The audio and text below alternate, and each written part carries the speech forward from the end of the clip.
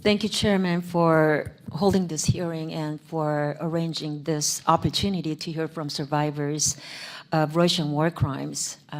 Hearing those testimonies from our witnesses was really heartbreaking, and my heart breaks for the victims, and I join my colleagues in demanding accountability. Mr. Kostin, thank you so much for joining us today and answering these questions, but I want to ask you first, of the approximately 80,000 investigations that have been opened, how many of those are that your office have been able to prosecute to the final verdict as of today, since the start of the full-scale invasion? For the more than 80 or about 80,000 incidents of war crimes which we registered at the moment, we have identified 310 potential perpetrators and we informed them about suspicion. We have finished cases against 152 potential war criminals. So their indictments were sent to courts.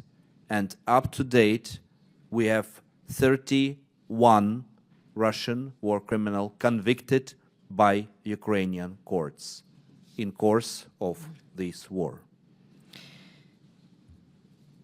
That is, you have a lot of work there. I mean, there are crimes being committed against humanity. We want to see justice, and especially as we heard these testimonies and hearing you detail the stories of rape and sexual violence against Ukrainian women, and especially against girls, it's heartbreaking. And so, how many of those cases involve sexual violence against women, and how many of those cases have your office been able to prosecute, and are these numbers reflective of the true number of victims of sexual violence at the hands of the Russians? You've only identified 31 out of the 80,000 that you're investigating, 310 identified, 152 potential, and you said 31 committed by Russians. We look, I mean, it's a very small number that so far that's been identified compared to what we are seeing. The issue, I mentioned 31 cases which have conviction verdicts of courts. And some of them are held in absentia because we have identified the perpetrators. We have full set of evidences, but we can't wait if we someday will capture them. But the procedure of cases in absentia is a little bit longer because of procedural limitations. So I think that in course of this war, to convict already 31 persons, where in many cases it's very difficult for us to identify, is the result which is respected actually by Ukrainians. Sure. We have thousands of the war criminals whom we identified, but we have no full set of evidences. That's why I'm asking also for intelligence information. And I could comment on conflict-related sexual violence if you wish. We have... Sure, yes, let's do that. But I do want to talk about the other areas of, since the beginning of the war, Russia has intentionally targeted apartment buildings, playgrounds, malls, train stations, schools, where Ukrainians were trying to flee the fighting. And they show no regard for the lives of women and children. And it even bombed a building where there was a clear word written, children, right? It was so large, so bold that you can see it from the satellite in space. These are war crimes, plain and simple. So what do you believe is Russia's goal in terrorizing Ukrainian civilians this way? You know, this war shows that Russia many of Russians, they are dehumanized. This is maybe the only possible explanations why are they so brutal.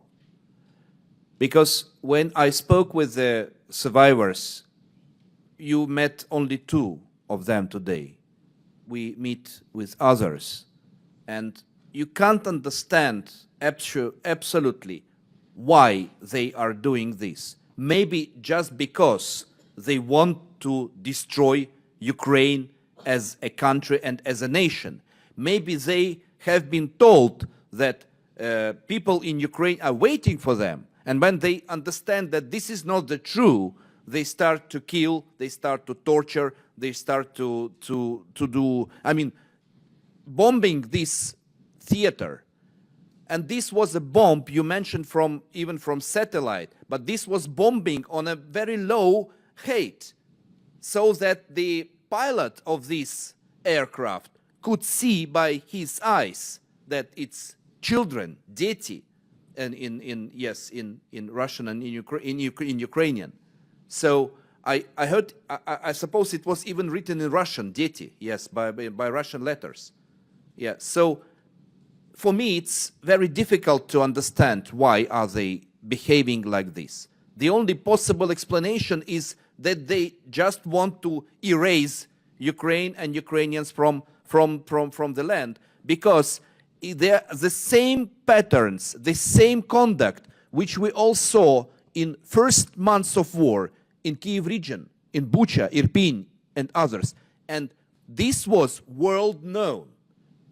And when we saw the same after liberation in Kharkiv region in September, and we saw the same cases, May, June, July, August, September, and then Kherson, November, and then our brave and courageous survivor today, this crime was committed against her January this year, because she was still on the occupied territory of Kherson region at that time. So 1 year, same conduct. Even if they know that these war crimes were committed by their servicemen, by their people before, they proceed to do it, even knowing that all the world is condemning such brutal behavior. So maybe because they really want to kill all of us. It's just heartbreaking to hear this. Thank you so much. Thanks for Thank being you. here. I know we went way over our time. I yield back.